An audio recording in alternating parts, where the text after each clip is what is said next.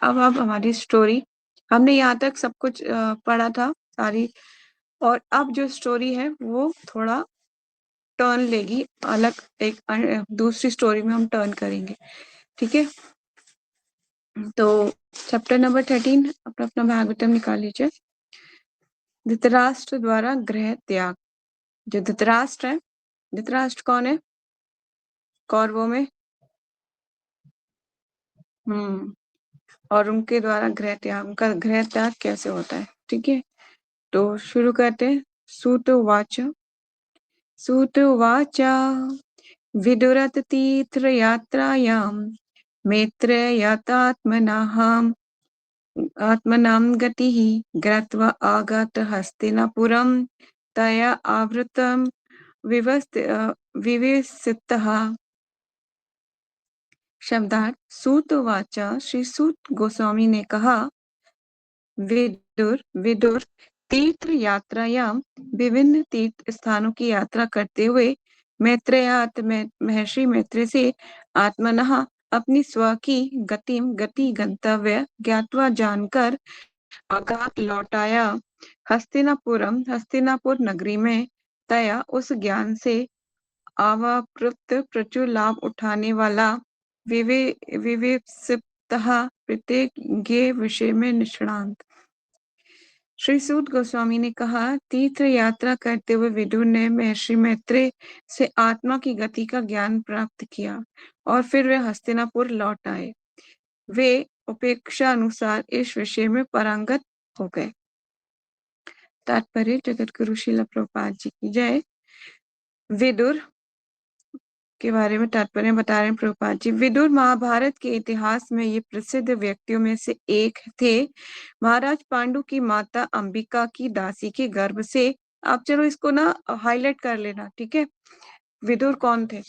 तो अब story line में वैसे तो हम जानते हैं वो दासी पुत्र है, पर कभी कभी कंफ्यूजन क्रिएट हो सकता है। चलते हैं। महाराज पांडु की माता अंबिका की दासी के गर्भ से ये व्यास देव के द्वारा उत्पन्न हुए थे। इनके पिता भी कौन थे? व्यास देव ही थे। ठीक है, ऐसा नहीं है कि वो किसी और के द्वारा आए थे, पर व्यास देव ही इनके पिता थे। ये यमराज के अवतार है। ठीक है, किसके अवतार है? यमराज के। तो जो महाभारत में यमराज जी के दो विस्तार रूप हैं। ठीक है, एक महाराज युधिष्ठिर धर्मराज के रूप में स्वयं, और एक जो है उनके विस्तार रूप, मतलब यमराज के विस्तार रूप में विदुर। ठीक है,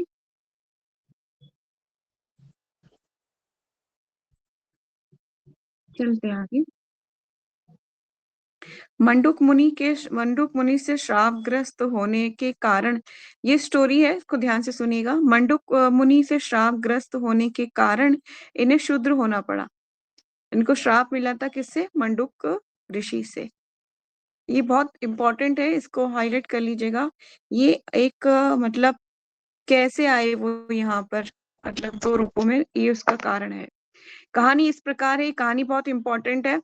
आपको ये कहानी जो है अलग अलग कॉन्टेक्स्ट में चलेगी आगे जाके ना। ये कहानी इस प्रकार है। एक बार राज्य के सिपाहियों ने कुछ चोर पकड़े जो मंडूक मुनि की कुटी में छिपे हुए थे।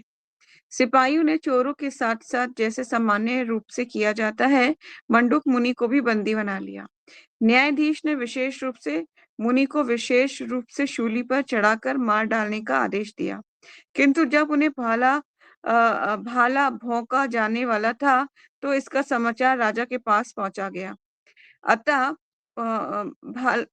अतः उसने तुरंत ही उनका महामुनि होने के नाते वध रोकने का आदेश दिया। राजा ने स्वयं मुनि से अपने व्यक्तियों की गलती के लिए क्षमा मांगी। ये मुनि तुरंत ही जीवों के भाग्य विधाता यमराज के पास पहुंचे। कौन पहुंचे? कौन से मुनि पहुंचे? मंडू मुनि। ठीक है, यस। अब ये कहाँ पहुंच गए? भाग्य के विधाता किसके पास? यमराज जी के पास। अब ध्यान से सुनिएगा।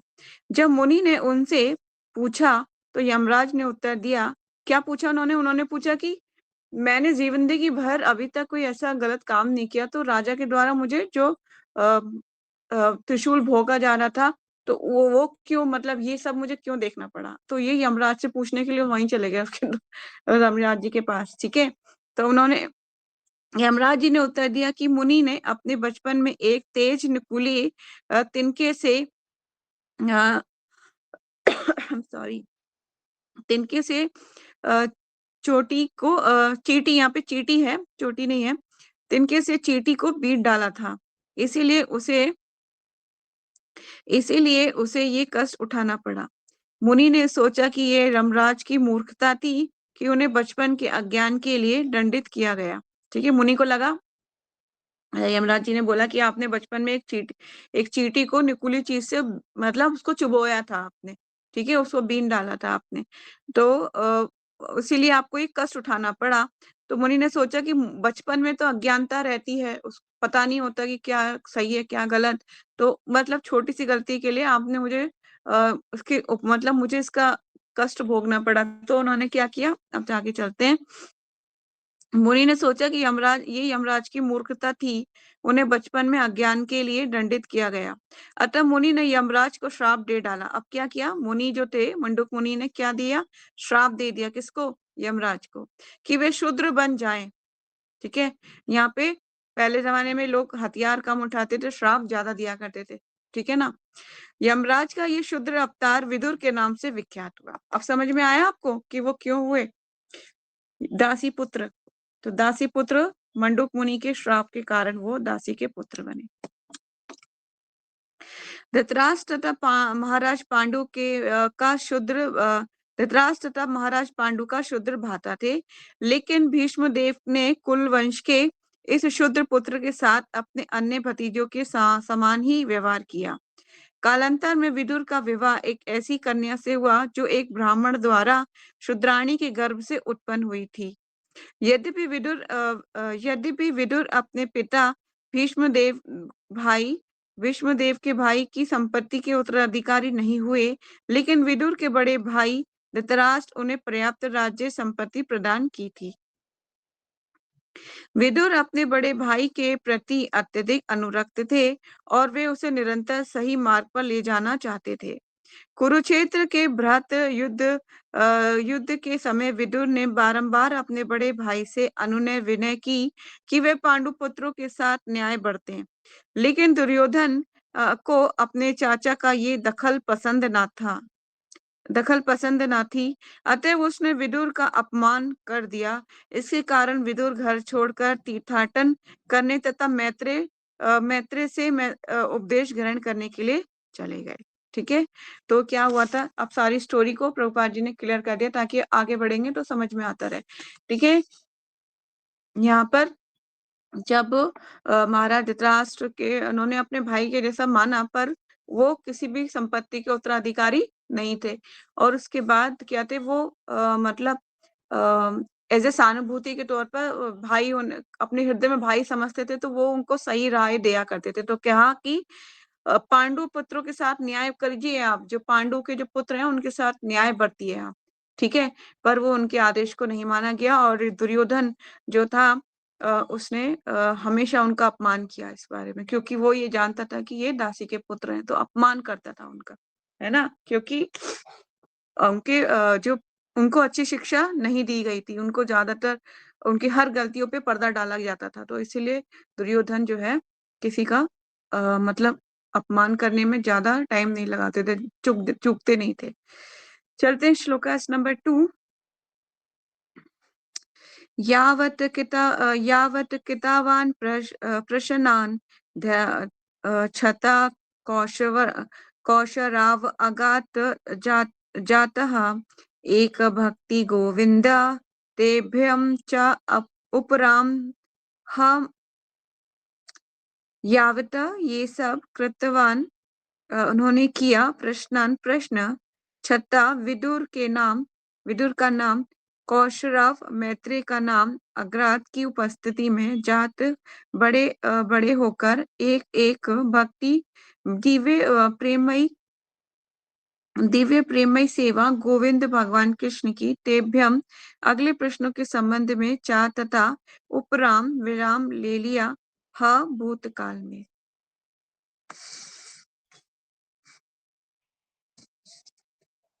विविध प्रश्न सॉरी विविध प्रश्न पूछने के बाद तथा भगवान कृष्ण की दिव्य प्रेममयी सेवा में स्थिर हो चुकने पर विदुर ने मैत्री मुनि से प्रश्न पूछना बंद किया। तात्पर्य में चलते हैं।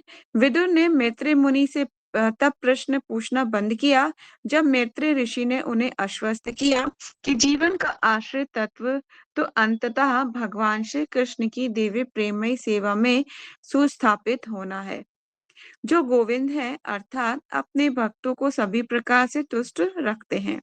बद्ध जीव अर्थात भौतिक अस्तित्व में फंसा हुआ जीव भौतिकता गुणों में भौतिकता गुणों में अपनी इंद्रियों को लगाकर सुख की खोज करता है, किंतु उससे उसे संतोष नहीं होता। तब वे अनुभव अनुभव सिद्ध तात्विक तर्क करने की विधि से तथा बौद्धिक कर्तव्यों कर्तव्यों से अपना परम सत्य की खोज में जुट जाता है। किंतु यदि उसे अंतिम लक्ष्य प्राप्त नहीं होता तो वह पुनः भौतिक कार्यकलापों में प्रतीत हो जाता है और अपने आप को विविध परोपकारी तथा परमार्थ कार्यों में लगा देता है, किंतु इन सब से उसे संतोष नहीं मिल पाता।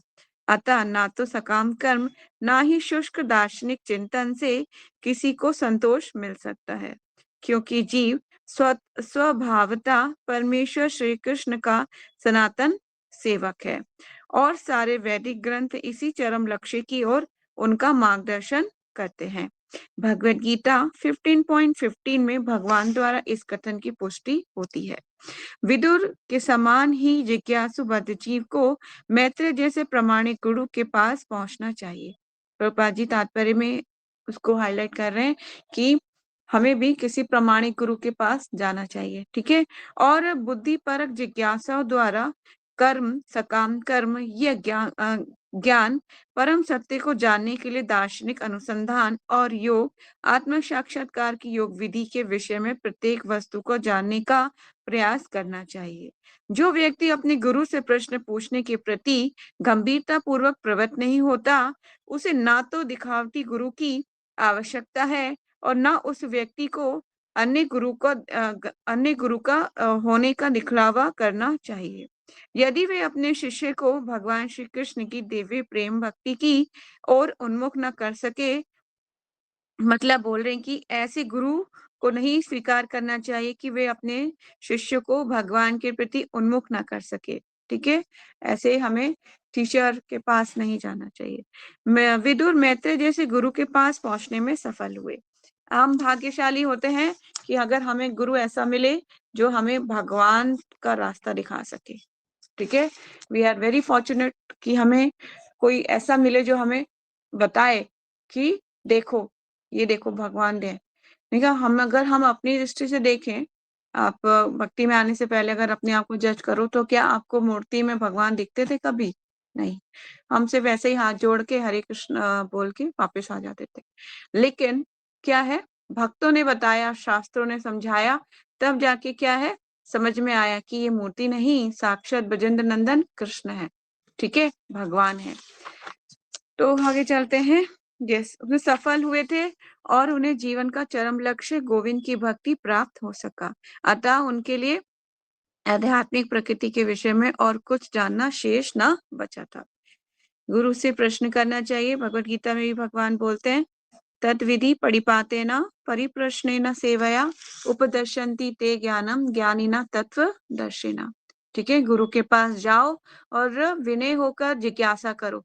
ठीक है, किसके विषय में? आत्म साक्षात्कार के विषय में जानो, कि भगवान के विषय में और जानने का प्रयास करो।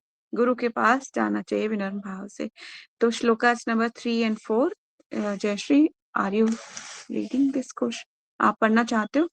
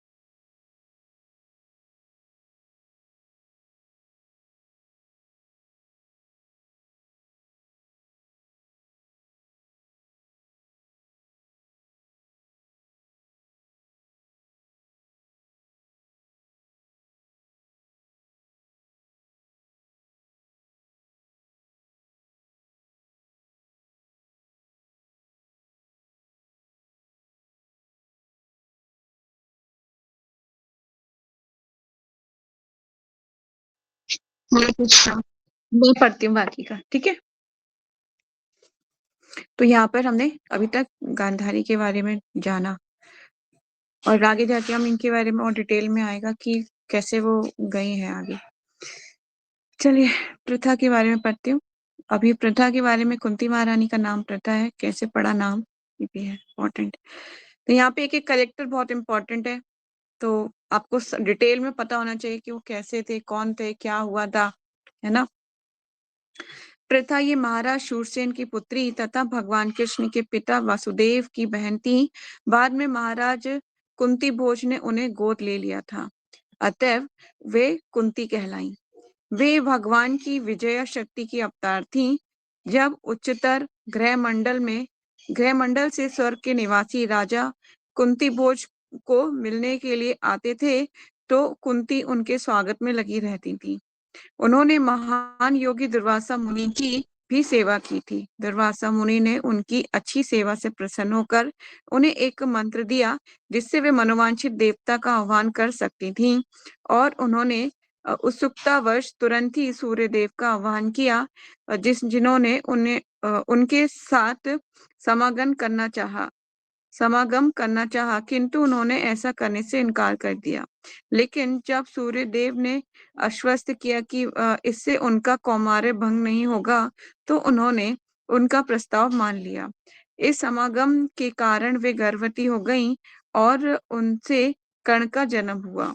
सूर्य की कृपा से वे पुनः कुमारी कन्या में परिणत हो गईं, लेकिन माता पिता के भय से उन्होंने अपने नवजात शिशु कर्ण का परित्याग कर दिया। तत्पश्चात जब पति चुनने की बारी आई, तो उन्होंने स्वेच्छा से पांडु को पति रूप में चुना। बाद में महाराज पांडु गृहस्थ जीवन त्याग कर संन्यास ग्रहण करना चाहते थे, किंतु कुंती ने अपने पति को ऐसा नहीं करने दिया। अंत में महाराज पांडु ने उन्हें अ, उन्हें अ, अंत में महाराज पांडु ने उन्हें अनुमति दे दी कि वे उपयुक्त महापुरुष का आह्वान करके पुत्र प्राप्त कर सकती हैं। इसमें ऐसा हुआ था कि महाराज पांडु को श्राप दिया गया था। उन्होंने एक एक ऋषि थे जो मतलब अपनी पत्नी के साथ समागम कर रहे थे। तो उस टाइम ना उन्होंने लगा कि कोई जानवर है, तो क्या नाम है, उन्होंने शब्द भेदी बाण चला दिया था। ठीक है, तो उस शब्द वेदी बाण चलाने पे जो है उस कपल में से जो है उस ऋषि को नहीं, उनकी पत्नी को लग गया था वो श्राप। तो उन्होंने श्राप दिया, जब भी आप अपनी पत्नी के साथ संभोग करने का करोगे, तो उसी तरह में तुरंत आपकी मृत्यु हो जाएगी। तो अब पुत्र की प्राप्ति करनी थी, तो फिर क्या करते कि कैसे होगी, अगर फिर से समागम किया तो तुरंत ही मर जाएंगे ना वो। तो फिर अब याद आया कि कुंती महारानी को कि मुझे एक वरदान प्राप्त है जिस दुर्वासा मुनि के द्वारा, कि मैं जिस भी देवता का आह्वान करूंगी तो वो उनके द्वारा मुझे पुत्र की प्राप्ति हो सकती है। तो अब उन्होंने बोला कि क्या कीजिए आप, किंतु कुंती ने अपने पति को ऐसा नहीं करने दिया, अतः उन्होंने महाराज पांडु ने उन्हें अनुमति दे दी कि वे उपयुक्त महापुरुष का आह्वान करके पुत्र प्राप्त कर सकती हैं। तो ये उनको अनुमति मिली। पहले कुंती ने यह प्रस्ताव स्वीकार नहीं किया, लेकिन जब पांडु ने अनेक उपयुक्त दृष्टांत प्रस्तुत किए, तो वे राजी हो गई। तब ये दुर्वासा मुनि द्वारा प्रदत्त मंत्र से उन्होंने धर्मराज का आह्वान किया, जिससे युधिष्ठिर का जन्म हुआ। इसके बाद उन्होंने वायुदेव का आह्वान किया। अब ये जो है ना, इंपॉर्टेंट चीजों को हाईलाइट करना रहना पड़ेगा आपको, ये बहुत इंपॉर्टेंट है। कुंती महारानी के बारे में बहुत से लोगों को कुछ नहीं पता, ठीक है। तो तभी आपको इसको बताना है किसी को, दिस इज वेरी इंपॉर्टेंट। और ये हमें रिमाइंड भी रखना चाहिए, याद रखना चाहिए, कुंती महारानी का चरित्र अत्यंत सुंदर है। वायुदेव का आह्वान किया तो भीष्म देव उत्पन्न हुए। धर्मराज का आह्वान किया तो किसका जन्म हुआ, युधिष्ठिर महाराज का जन्म हुआ। इसके बाद दूसरे सबसे बड़े पुत्र थे युधिष्ठिर महाराज, उसके बाद दूसरे नंबर पे भीम। वो भीम किसके अवतार थे, वायुदेव के। उन्होंने स्वर्ग के राजा इंद्र का आह्वान करके अर्जुन का जन्म हुआ। ठीक है, अर्जुन का जन्म किससे हुआ, इंद्र का आह्वान करा तो।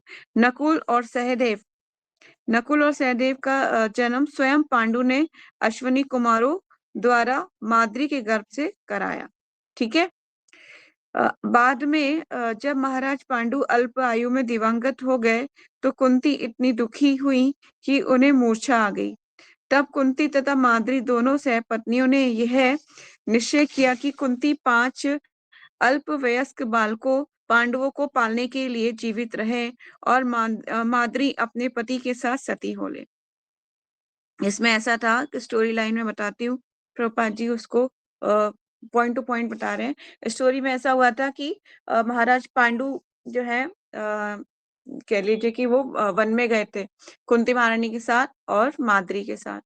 तो अब उनको श्राप तो मिला हुआ था कि वो जब भी अपनी पत्नी का संग करेंगे तो उनको क्या हो जाएगा, उनका स्वर्गवास हो जाएगा।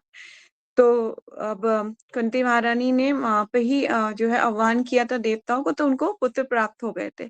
तो उन पुत्रों का पालन पोषण वो कर रही थी। और माद्री के द्वारा भी, माद्री को लगा कि मेरे पुत्र नहीं हो पाएंगे, तो उन्होंने पांडु ने बोला कि कुंती महारानी को कि आप क्या कीजिए, इनको भी ये मंत्र बता दीजिए माद्री को, ताकि वो भी जो है पुत्र प्राप्ति कर सके। तो अश्विनी कुमारों का आह्वान किया गया था। तो माद्री को जो है नकुल और सहदेव की प्राप्ति हुई। तो लेकिन फिर क्या हुआ कि महाराज पांडु ने जो है माद्री जो है स्नान करके आ रही थी, तो महाराज पांडु वहीं बैठे हुए थे। तो जब उन्होंने माद्री को देखा तो वो जो है मतलब अपने आप को रोक नहीं पाए, तो उन्होंने उनका समागम करा। लेकिन वो बार बार उनको रिमाइंड दिला रही थी कि महाराज ऐसा मत कीजिए, क्योंकि ये सही नहीं है, श्राप का आपको श्राप मिला हुआ है, इसको आप समझिए, ध्यान रखिए इसका। लेकिन वो मतलब अपनी सेंसेस इतनी ज्यादा प्रबल वेगवान होती हैं, है ना, तो नहीं रोक पाए और उनका समागम करा। जैसे ही उन्होंने उनका समागम करने का प्रयास किया, तुरंत ही उनकी मृत्यु हो गई। अब माद्री बहुत विलाप करने लगी जोर जोर से। तो कुंती महारानी वहां आती हैं तो बोलती हैं कि क्या हुआ। तो माद्री बोलती कि ऐसे ऐसे महाराज पांडु मेरा मतलब समागम करना चाहते थे मेरे साथ, तो ये सब हो गया। तो अब दोनों विलाप कर रही हैं, मूर्छित हो जाती हैं कुंती महारानी। और जैसे ही वो उनकी मूर्छा टूटती है तो माद्री बोलती हैं कि देखिए, आप एक अच्छी पत्नी हैं और अच्छे से मेरे पुत्र का भी पालन पोषण करती हैं और अपने का भी, तो आप अच्छी माँ बन सकती हैं। और महाराज पांडु के साथ मैं सती हो जाती हूँ, क्योंकि उस टाइम पे सती होने का रिवाज था, है ना। तो मैं सती होंगी, क्योंकि क्योंकि कुंती महारानी बोला कि मैं सती होंगी, वो नहीं, मैं सती होंगी, क्योंकि वो मेरा समागम मेरे साथ संभोग करना चाहते थे। तो मैं सती होंगी क्योंकि मेरे कारण ही सब कुछ हुआ, तो मुझे जाने दीजिए। और आप एक अच्छी माँ बन के मेरे पुत्रों का भी पालन पोषण कीजिएगा, उसी समान जिस तरह से आप अपने पुत्रों का करेंगी। ठीक है। तो ये उनको बोल के वो जो है उनके साथ सती हो जाती हैं पांडु के साथ। तो ये हुआ था। ठीक है। तो ये तो सहपत्नियों ने ये निश्चय किया कि कुंती 5 अल्पवयस्क बालकों पांडवों को पालने के लिए जीवित रहे और माद्री अपने पति के साथ सती हो ले। वहां उपस्थित श्रुतसंग तथा अन्य उपस्थित महर्षियों ने इस निर्णय का समर्थन किया। बाद में जब दुर्योधन के षड्यंत्र से पांडवों को राज्य से बाहर निकाल दिया गया, तब कुंती अपने पुत्रों के साथ साथ रही और उन दिनों में उन्होंने सारे कष्ट उठाए, बहुत कष्ट उठाए थे। कुंती महारानी के कष्टों का वर्णन मतलब भागवतम में कहीं कहीं कुछ कुछ मिलता है। ठीक है। एक एक स्त्री के लिए बिना पति के, और जिसका राज्य भी नहीं है, जिनके पास कुछ पालन पोषण के लिए कुछ नहीं है, है ना, वो कैसे अपने 5 पुत्रों को पालती होगी, अब सोचिए। ठीक है। और फिर वन में भी वनवास भी दे दिया गया। वनवास के समय एक असुर कन्या हिडम्बा ने भीम को पति बनाना चाहा। वो एक क्या थी, असुर कन्या थी, राक्षसी थी, हिडम्बा। ठीक है। इनसे पुत्र किसका हुआ, चलते हैं आगे पता चलेगा। भीम ने इनकार कर दिया, किंतु जब ये कन्या कुंती तथा युधिष्ठिर के पास पहुंची तो उन्होंने भीम को आदेश दिया कि वे उसका प्रस्ताव स्वीकार करें, उससे पुत्र प्रदान करें। अ, उसे पुत्र प्रदान करे। इस संयोग से घटोत्कच, ये बहुत बहुत ही मतलब इसमें सतुगुण भी थे और असुर कन्या का द्वारा दोनों का समागम था ना, तो अपनी माता के भी कुछ गुण थे और पिता के भी गुण थे। तो घटोत्कच का हाइट साइज बहुत ही भयानक था, मतलब पर्वत के समान था उसका। इनके संयोग से घटोत्कच का जन्म हुआ और उसने अपने पिता की ओर से कौरवों के विरुद्ध वीरता पूर्वक युद्ध किया। ठीक है, तो उन्होंने ये निश्चय किया था कि जो है मैं अपने पिता की तरफ से युद्ध करूंगा, तो कुरुक्षेत्र में इन्होंने सहयोग किया। उनके वनवास काल में सभी पांडव एक ब्राह्मण परिवार के साथ रहे, जो बकासुर राक्षस के कारण कारण अत्यंत व्यथित था। कुंती ने भीम को आदेश दिया कि वे बकासुर का वध करके ब्राह्मण परिवार को असुर के उत्पीड़नों से बचाए। बकासुर की कहानी सुनी है आपने? बकासुर कौन था? नहीं सुनी। तो ये क्या हुआ था कि जब वनवास मिला था तो एक ऐसे गांव में गए थे जिसमें एक राक्षस रहता था गुफा के अंदर। उसमें वो क्या करता था कि मतलब हर एक को खा जाता था उस नगर में आके, मतलब कि गांव में घूम घूम के। तो सब लोगों ने बोला कि आप यहाँ मत घूमिए, हम आपको हर हफ्ते एक परिवार से एक मतलब एक बैलगाड़ी भर के भोजन सारे और भेजा करेंगे, और एक मनुष्य भी भेजा करेंगे, आप उसका वध कीजिए, सबको एक साथ मत खाए। तो उससे विनती करी तो वो मान गया। तो खुद ही सब लोग एक एक करके एक हफ्ते में हफ्ते सबका नंबर आता था। तो पूरा गांव मिलके सब साज सामग्री उस बैलगाड़ी में भरता था, और वो और जाता था, मतलब एक उस घर का परिवार का सदस्य लेके जाता था। और वो राक्षस क्या करता था, वो सारा भोजन भी खा जाता था, और साथ के साथ जो जो बैल होते थे उनको भी खा जाता था, और जो मनुष्य उसे लेके जाता था उसको भी खा जाता था। तो इस तरह से सबका नंबर आता था हर हफ्ते। तो जैसी कुंती महारानी जिन ब्राह्मण के घर में शरण लिया था, अब उसके घर का नंबर आया था। तो कुंती महारानी को जब घर के परिवार के लोग विलाप कर रहे थे कि अब हमारे पुत्र का मतलब हमारे घर से अब ये पुत्र जो हमारा है वो इकलौता पुत्र है वो जाएगा, तो विलाप कर रहे थे। तो कुंती महारानी ने सुन लिया। उन्होंने बोला कि आपका पुत्र नहीं जाएगा, मेरा पुत्र जाएगा। तो बोले नहीं नहीं, आप तो हमारे अतिथि हैं, हम ऐसा नहीं कर सकते। बोली नहीं, मैं हम आपके अतिथि जरूर हूँ, पर आपने हमें शरण दी है, तो आपके दुख में हम मुझे भी सहयोग करना चाहिए, आपको दुख है तो फिर वो क्या करती हैं, भीम को आदेश देती हैं कि भीम तुम जाओ, और ये जो है बैलगाड़ी में ये लेके बैलगाड़ी लेके तुम जाओगे। अब भीम जो है आपको पता ही है कि उन्होंने 10,000 हाथियों का बल था उनके अंदर, और उनकी क्षुधा भूख तो मतलब रोज उनके भूखे ही रह जाते थे, क्योंकि इतना अन्न जो है हर कोई नहीं उनको खिला सकेगा, है ना, इतनी भूख कैसे होगा, 10,000 हाथियों का बल है और कैसे उनको खिला पाएंगे। तो वो हर दिन सोचते थे सब हमेशा भूखा ही रह जाता हूँ, आज पक्का खाने को मिलेगा अच्छे से। तो फिर वो बैलगाड़ी लेके जाते हैं, और उसके बाद जो है उसी गुफा के पास बैठ के सारा खाने लगते हैं, तो जितना पूरे गांव वालों ने दिया था सब खा जाते हैं वो सारा कुछ, और बैलों को खोल के इधर उधर चरने के लिए छोड़ देते हैं।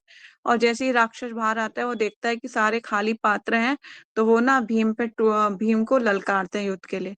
तो भीम क्या करता है, उस राक्षस को मार डालता है, और राक्षस का वध हो जाता है। तो गांव वाले अत्यंत फिर लौट के आते हैं, तो गांव वाले अत्यंत प्रसन्न हो जाते हैं। तो कहने का मतलब ये कि एक ये इसका राक्षस का नाम था बकासुर। ठीक है, एक ब्राह्मण परिवार के साथ रह रहे थे, बकासुर राक्षस के कारण अत्यंत व्यथित थे। कुंती ने भीम को आदेश दिया कि बकासुर का वध करके ब्राह्मण परिवार को असुर के उत्पीड़नों से बचाए। उन्होंने युधिष्ठिर को सलाह दी कि वे पंचाल देश के लिए प्रस्थान करें। यही पंचाल देश में अर्जुन द्रौपदी को प्राप्त किया।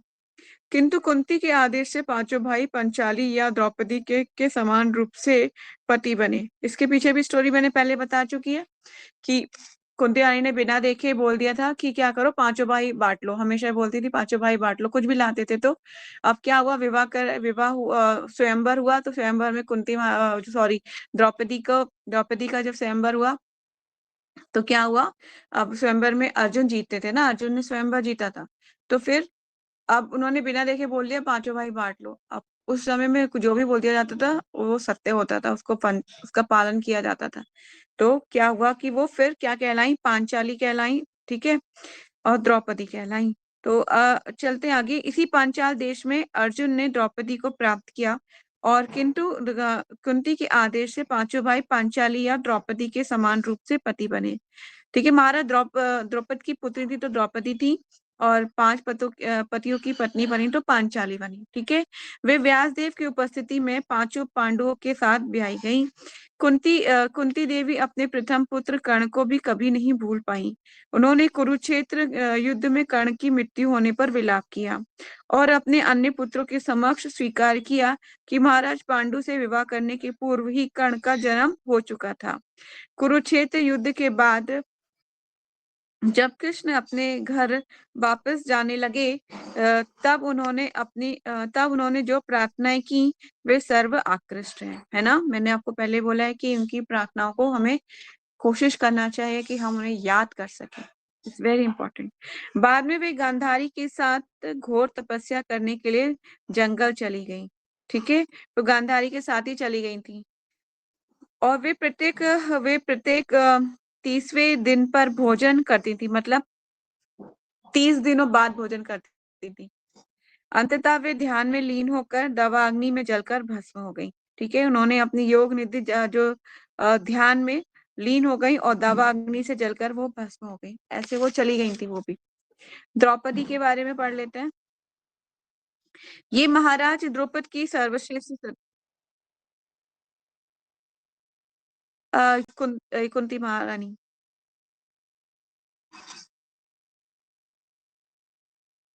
ठीक है, तो द्रौपदी के बारे में पढ़ लेते हैं। द्रौपदी महाराज द्रुपद की सर्वश्रेष्ठ सती पुत्री तथा इंद्र पत्नी देवी शची की अंशावतार थी। ये अंशावतार किसकी थी? इंद्र की पत्नी शची देवी की अवतार थी। ठीक है, इसी कारण तो वो अर्जुन की पत्नी, अर्जुन से उनका क्या हुआ था? स्वयंवर हुआ था। ठीक है, कुछ चीजें छोटी छोटी हैं पर वो इम्पोर्टेंट है ना, स्टोरी लाइन में सपोर्टिव है। महाराज द्रौपदी ने मुनि यज की अध्यक्षता में एक महान यज्ञ संपन्न किया। पहली आहुति के साथ दुष्टद्युम्न, पहली आहुति डाली अग्नि में तो किसका कौन आया? दुष्टद्युम्न का जन्म हुआ और द्वितीय आहुति में द्रौपदी का जन्म।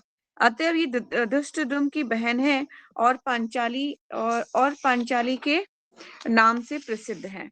पांचों पांडवों ने उन्हें पत्नी के रूप में ब्याहा और हर हर एक पति से इन्हें एक एक पुत्र प्राप्त हुआ। मतलब हर एक पति से एक एक पुत्र की उन्हें प्राप्ति हुई। महाराज युधिष्ठिर से प्रतिभित भीमसेन से नाम लिखा हुआ है। देखिए उनके सब पुत्रों का नाम भी यहाँ पे लिखा हुआ है कि कौन किस किस से पुत्र हुआ और क्या क्या नाम था। महाराज युधिष्ठिर से प्रतिभित और भीम से सुत सोम, अर्जुन से शुद्ध कीर्ति, नकुल से शतनीक तथा सहदेव से शुद्ध कर्मा का जन्म हुआ। तो पांचों जो आप चाहो इसके नोट्स बना सकते हो। इट्स वेरी इंपॉर्टेंट कि कौन कौन पुत्र, जैसे उनके पांचों पुत्रों का वध कर दिया गया था ना, तो ये पांचों पुत्र ये वाले थे, ये नाम था उनका। ठीक है, और ये अपनी सास कुंती के ही समान अत्यंत सुंदरी बताई गई। बहुत सुंदर थी ये, बहुत ही सुंदर। उनके जन्म के समय आकाशवाणी हुई थी कि इनका नाम कृष्णा होगा।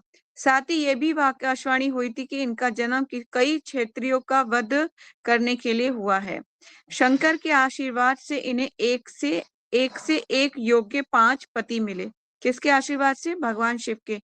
मैंने पहले ही बता चुकी हूँ आपको कि उन्होंने 5 बार 5 पति कैसे प्राप्त हुए थे, है ना। उन्होंने भगवान शिव से प्रार्थना की थी कि जो सबसे ज्यादा जो सत्य बोलता हो, जो युद्ध का कौशल हो, जो बहुत सुंदर दिखते हो और जो मतलब अत्यंत बलशाली हो, इस तरह से उन्होंने 5 जो है वर मांगे। तो भगवान शिव को तथास्तु तथास्तु तथास्तु बार 5 बार उन्होंने तथास्तु बोला। तो बोले कि आपने 5 बार तथास्तु क्यों बोला? तो बोले कि जो आपने जो क्वालिटी एक्सप्लेन की है अपने पति में, वो किसी एक व्यक्ति में होना संभव ही नहीं है, इसलिए आपको 5 पतियों की प्राप्ति होगी। ठीक है, इसी कारण से उन्हें 5 पति मिले थे। और जब उन्होंने स्वयं अपना पति चुनना चाहा तो विश्व भर के देशों के राजा तथा राजकुमार आमंत्रित किए गए। वे पांडवों के वनवास के समय पांडवों से विवाहित हुई, किंतु जब वे अपने घर वापस गए तो महाराज द्रुपद ने उन्हें प्रचुर दहेज दिया। ठीक है, जब उनका विवाह हुआ तो ये सब वनवास में थे, है ना। एक राजकुमारी वनवास में कैसे रही होगी सोचिए, है ना। उसके लिए बहुत मुश्किल है। आप सोचिए किसी राजा की कन्या को आप जंगल में बिठा दो तो उसे कैसा लगेगा। तो लेकिन उस टाइम पे क्या होता था, स्त्रियां पतिव्रता होती थी, तो पति चाहे कैसे भी रहे तो उसके साथ रहती थी, है ना। इसका सबसे अच्छा उदाहरण है हमारी सीता महारानी, है ना। एक सुंदर सी कन्या और राजा जनक की पुत्री, और वो महाराज रामचंद्र के साथ 14 वर्ष वन में चली, है ना। तो इट्स वेरी इंपॉर्टेंट, उस टाइम पे स्त्रियां जो है पतिव्रता धर्म का और पालन करती थी और बहुत पवित्र होती थी। धृतराष्ट्र की सभी बहुओं ने द्रौपदी का स्वागत किया। जब वे जुए में हार दी गईं तो उन्हें राज्य भवन में जबरन घसीट कर लाया गया और दुशासन द्वारा नग्न किए जाने का यत्न किया गया। यद्यपि वे भीष्म तथा द्रोण जैसे गुरुजन उपस्थित थे, वे भगवान कृष्ण की परम भक्त थीं। उनकी प्रार्थना सुनकर भगवान ने स्वयं असीम वस्त्र बनाकर उन्हें अपमान से बचाया। जब जटासुर नाम के राक्षस ने उनका अपहरण किया तो भीम ने उसका वध करके उनकी रक्षा की। उन्होंने भगवान कृष्ण की कृपा से पांडवों को दुर्वासा मुनि के श्राप से बचाया। कैसे बचाई पता है ना आपको। भगवान 60,000 जो है शिष्यों को भेज दिया गया था दुर्वासा मुनि के। दुर्वासा मुनि सबसे पहले आतिथ्य स्वीकार किया दुर्योधन का, है ना। दुर्योधन ने बोला कि आप जो है मेरे भ्राताओं के पास जाइए, वहां पे भी वो भी आपका आतिथ्य करना चाहते हैं। तो सारे 60,000 शिष्यों को लेके कहाँ चले गए दुर्वासा मुनि, पांडवों के पास। अब उनको भोजन कराना था तो एक अक्षय पात्र था द्रौपदी के पास। उस अक्षय पात्र से जब तक द्रौपदी प्रसाद नहीं पालेंगी उसमें से प्रसाद अनगिनत प्रसाद निकलता रहेगा, ठीक है। वो इंद्र के द्वारा उन्हें प्राप्त हुआ था। तो फिर वो उस अक्षय पात्र से द्रौपदी प्रसाद पा चुकी थी। तो अब ऋषि आ गए तो वो बहुत परेशान हो गई, भगवान को पुकारा, भगवान आए। भगवान ने क्या किया कि वो उस अक्षय पात्र में देखा कि कहीं कुछ लगा तो नहीं, द्रौपदी को बोले लेके आओ।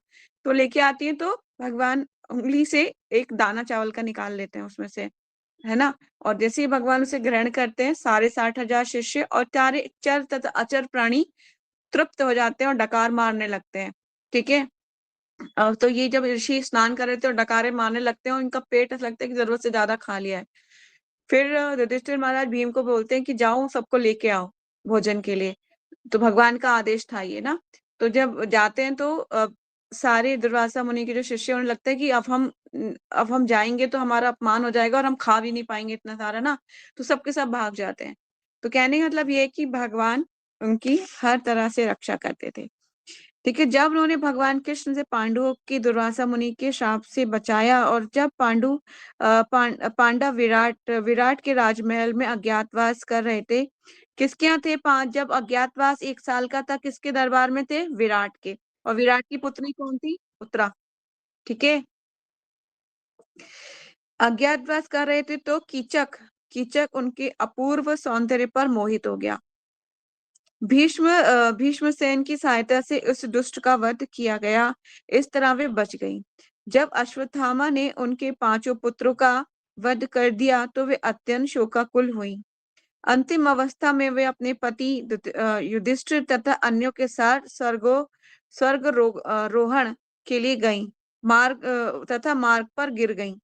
युधिष्ठिर ने उनके गिरने का कारण बतलाया युधिष्ठिर ने उनके गिरने का कारण बतलाया, किंतु जब युधिष्ठिर स्वर्ग पहुंचे तो उन्होंने देखा कि लक्ष्मी देवी के रूप में द्रौपदी वहां से पहले ही विद्यमान थी, ठीक है।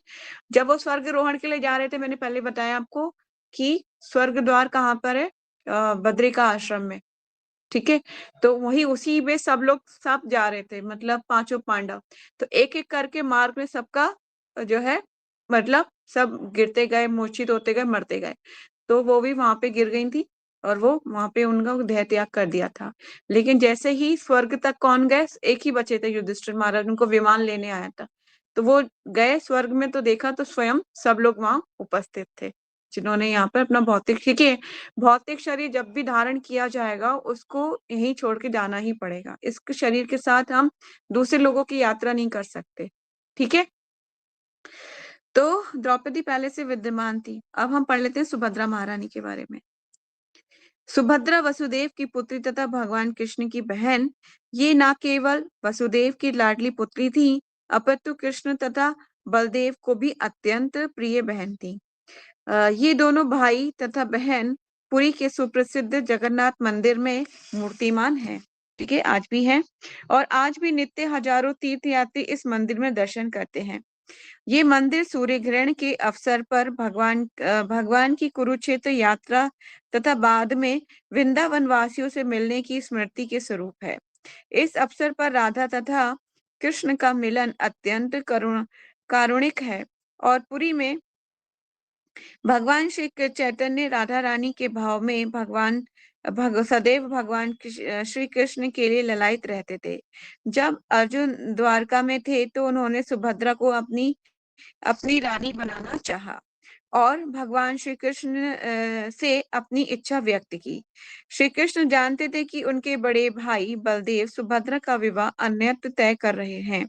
चूंकि श्री कृष्ण बलदेव द्वारा की जा रही व्यवस्था के विरुद्ध जाने का साहस नहीं कर सकते थे, अतएव उन्होंने अर्जुन को सलाह दी कि वे उसका हरण कर ले। अतएव जब सारे लोग रैवत पर्वत पर आनंद मनाने गए थे, तो अर्जुन ने कृष्ण की योजना के अनुसार सुभद्रा का हरण कर लिया। इस पर बलदेव अर्जुन पर अत्यंत क्रुद्ध हुए और उन्हें मार डालना चाहते थे, किंतु कृष्ण ने बड़े भाई से अनुनय विनय की कि वे अर्जुन को क्षमादान दें। तब अर्जुन के साथ सुभद्रा का विधिवत विवाह हुआ और सुभद्रा से अभिमन्यु का जन्म हुआ। किससे हुआ? सुभद्रा से किसका जन्म हुआ? अभिमन्यु का। ये छोटी छोटी चीजें नोट्स करना बहुत इंपॉर्टेंट है, ठीक है, स्टोरी को। अभिमन्यु की अकाल मृत्यु से सुभद्रा अत्यंत दुखी हुई, किंतु परीक्षित के जन्म से सुखी तथा संतुष्ट हुई। ठीक है, अभिमन्यु का विवाह किससे हुआ? उत्तरा से हुआ। ठीक है, अब स्टोरी समझ गए आप सारी? देखिए, अर्जुन का विवाह किससे हुआ? अर्जुन का विवाह किससे हुआ? सुभद्रा महारानी से। सुभद्रा बांधु, वो तो चार पत्नियां अलग है। यहाँ पे स्टोरी लाइन में सुभद्रा से विवाह हुआ। सुभद्रा से उनको पुत्र की प्राप्ति हुई, अभिमन्यु की, है ना। अभिमन्यु का विवाह हुआ उत्तरा से और उत्तरा के द्वारा पुत्र की प्राप्ति हुई परीक्षित महाराज की। ठीक है, तो ये ध्यान पूर्वक इसको अपने हम नोट करना चाहिए इसको। ठीक है, very important, you should note down your notebook. Hare Krishna. तो आज हम इतना ही पढ़ेंगे। If you have any question then ask, क्योंकि बहुत बड़ा था तात्पर्य।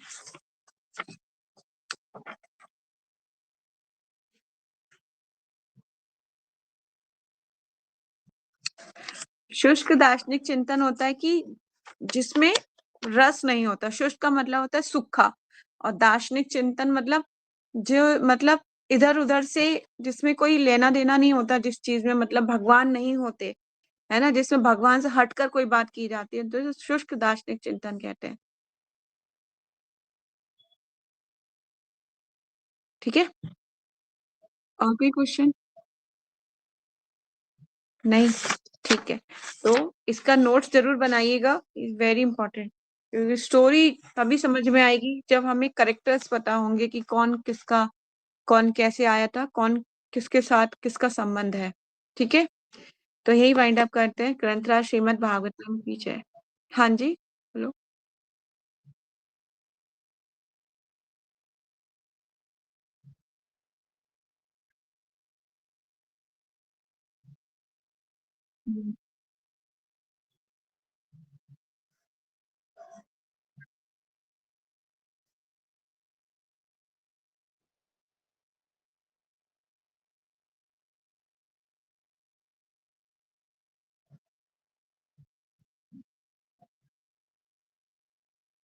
शास्त्रों में प्रभुपाद जी ने तात्पर्य में तो ऐसा कुछ लिखा हुआ नहीं है, और मैंने भी ऐसा सुना नहीं है। पर हाँ, कुंती महारानी को दुख जरूर हुआ था कि महाराज पांडु ने दूसरा विवाह किया है, पर वो फिर भी उन्होंने एक्सेप्ट कर लिया था कि कोई बात नहीं। अगर वो, क्योंकि पहले जमाने में अनेक पत्नियां रखने का रिवाज था, जैसे कि अर्जुन की भी 4 पत्नियां हैं, आप सुन रहे हैं, है ना। तो आ, फिर वो क्या हुआ कि उन्होंने एक्सेप्ट कर लिया। पर माद्री जो थी, माद्री के प्रति महाराज पांडु का रुझान कुछ ज्यादा ही था। तो वो जो है कुंती महारानी से थोड़ी-सी जेलस ज़रूर करती थी कि उनको पुत्र की प्राप्ति हो गई है। तो फिर क पारस पांडु ने बोला कि आप इन्हें ये मंत्र दे दो कि ये को भी पुत्र की प्राप्ति हो जाए। ठीक है? और इससे ज़्यादा और कुछ सुनने के लिए नहीं मिला शास्त्रों में कि बहुत ज़्यादा कुछ ऐसा रहा हो। अगर वो बहुत ही जेलस करती तो वो कुंती महारानी को बोल देती कि आप ही सती हो जाओ, मैं नहीं सती होंगी। है ना? तो इसीलिए इतना ज़्यादा नहीं मिलता सुनने के लिए।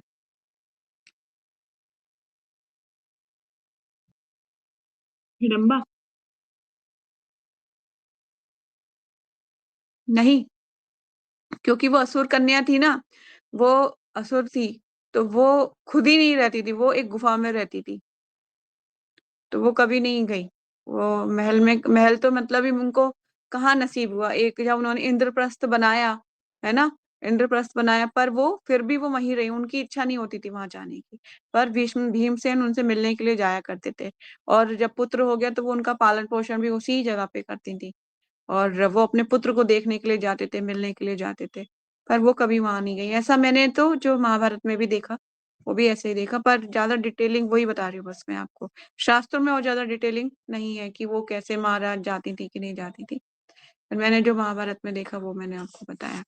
कुछ ना कुछ तो ऐसी चीज़ें देखिए असुर असुर थी ना वो तो, असुर थी, इसलिए असुर कन्या। तो घटोत्कच जो था महान उसमें सात्विक गुण भी थे और असुरी गुण भी थे। असुरी गुण वो लेकिन क्या होता है कि इस तरह से हमारे अंदर भी असुर गुण भी हैं, आप समझ लीजिए। तो और सतोगुण और असुर जब हम दोनों को मिक्सर होते हैं ना, मिक्सर है, मिक्स, है ना? तो हम जो हमारे असुरी गुण हैं, वो उनको हमें यही कोशिश करनी चाहिए कि हम भगवान की भक्ति के द्वारा उनकी तरफ अट्रैक्ट ना हो, आसुरी गुण ना मतलब ना हावी होने दें अपनी तरफ। क्योंकि हमें जो है शुद्ध होना है और शुद्ध कब हो सकते हैं? भगवान के नाम के द्वारा। ठीक है ना? इसीलिए बहुत इम्पोर्टेंट अभी देखो ना किसी को अगर विपरीत परिस्थिति में किसी को डाल दिया जाए तब उसका ना सब भूल जाएगा, फिर वो उसका अलग ही रूप निकल आएगा। इसलिए बहुत इम्पोर्टेंट है कि जो है भगवान का नाम का मतलब अच्छे से जप कीजिए। ठीक है? और कोई क्वेश्चन?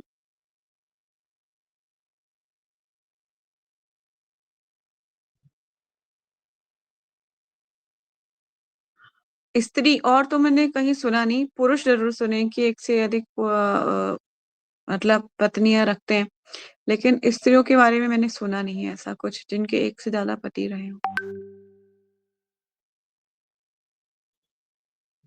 ठीक है। ग्रंथराज श्रीमद् भागवतम की जय, जगद्गुरु श्रील प्रभुपाद की जय। वाञ्छाकल्पतरुभ्यश्च कृपा सिन्धुभैव च पतितानां पावनेभ्यो वैष्णवेभ्यो नमो नमः। अनंत कोटि वैष्णव भक्तवृंद की जय। नामाचार्य दास ठाकुर की जय। जगद्गुरु श्रील प्रभुपाद श्रील गुरुदेव की जय। निताई गौर सीतानाथ प्रेमानंदे। हरि हरि बोल। हरे कृष्ण। प्रणाम। जयश्री मैं ये पूछ रही थी आपकी